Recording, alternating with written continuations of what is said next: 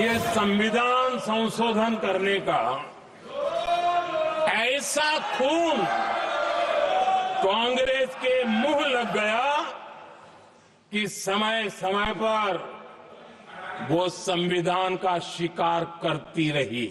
अदालत ने उनके चुनाव को खारिज कर दिया और उनको एमपी पद नौबत आई तो उन्होंने करके देश पर इमरजेंसी थोप दी। आदरणीय सभापति जी, अगली पीढ़ी भी इसी खिलवाड़ में जुड़ी पड़ी है। आदरणीय सभापति जी, ये संविधान संशोधन करने का ऐसा खून कांग्रेस के मुंह लग गया कि समय समय पर वो संविधान का शिकार करती रही। ये खून मुंह पे लग गया। इतना ही नहीं, संविधान के स्पिरिट को लहूलुहान करती रही। आदरणीय सभापति जी, करीब 6 दशक में 75 बार संविधान बदला गया। आदरणीय सभापति जी, जो बीज देश के पहले प्रधानमंत्री जी ने बोया था, उस बीज को खाद पानी देने का काम एक और प्रधानमंत्री ने किया। उनका नाम था श्रीमती इंदिरा गांधी।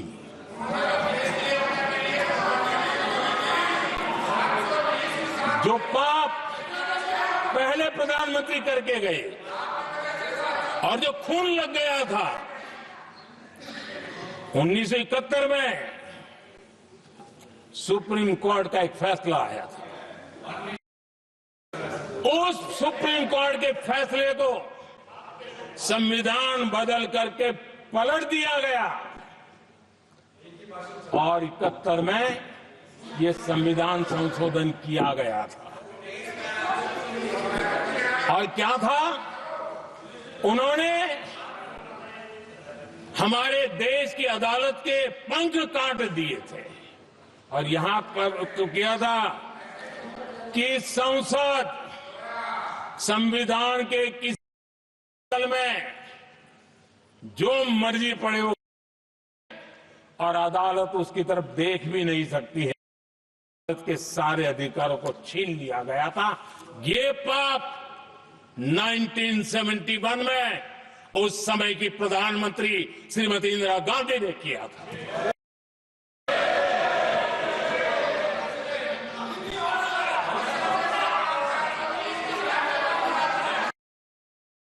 इस परिवर्तन ने इंदिरा जी की सरकार को मौलिक अधिकारों को छीनने का और न्यायपालिका पर नियंत्रण करने का अधिकार दिया, सक्षम बना दिया था। आदरणीय सभापति जी, खून मुंह पे लग गया था, कोई रोकने वाला था नहीं। और इसलिए जब इंदिरा जी के चुनाव को नीति के कारण, असंवैधानिक तरीके से चुनाव लड़ने के कारण अदालत ने उनके चुनाव को खारिज कर दिया और उनको एमपी पद नौबत आई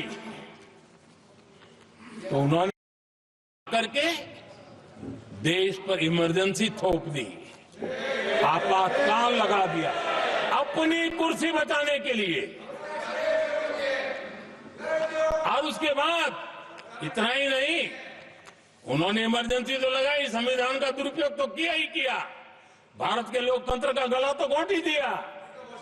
लेकिन 1975 में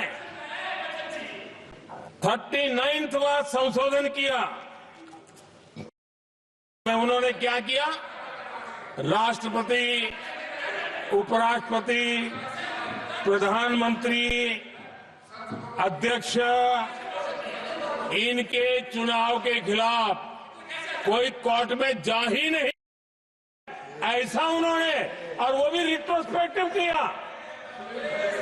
आगे के लिए नहीं, पीछे का भी, अपने पापों का भी उन्होंने। मोदी जी, मैं संविधान की बात कर रहा हूं, मैं संविधान के आगे पीछे कुछ नहीं बोल रहा हूं।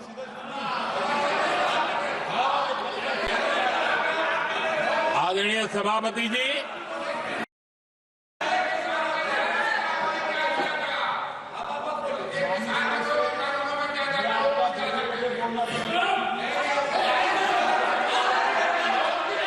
आदरणीय सभापति जी, इमरजेंसी में लोगों के अधिकार छीन लिए गए, देश के हजारों लोगों को जेलों में ठूस दिया गया, न्यायपालिका का गला घोंट दिया गया, अखबारों की स्वतंत्रता पर ताले लगा दिए गए। इतना ही नहीं, कमिटेड जुडिशरी, इस विचार को उन्होंने पूरी ताकत दी।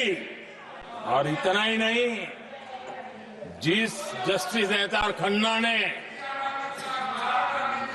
उनके चुनाव में उनको खिलाफ जो जजमेंट दिया था, वो इतना गुस्सा भरा था कि जब खन्ना, जो सीनियरिटी के आधार पर सुप्रीम कोर्ट के चीफ जस्टिस बनने थे, जिन्होंने संविधान के सम्मान करते हुए उस पीरियड से इंदिरा जी को सजा दी थी, उन्होंने मुख्य न्यायाधीश नहीं बना। ये संविधान वाला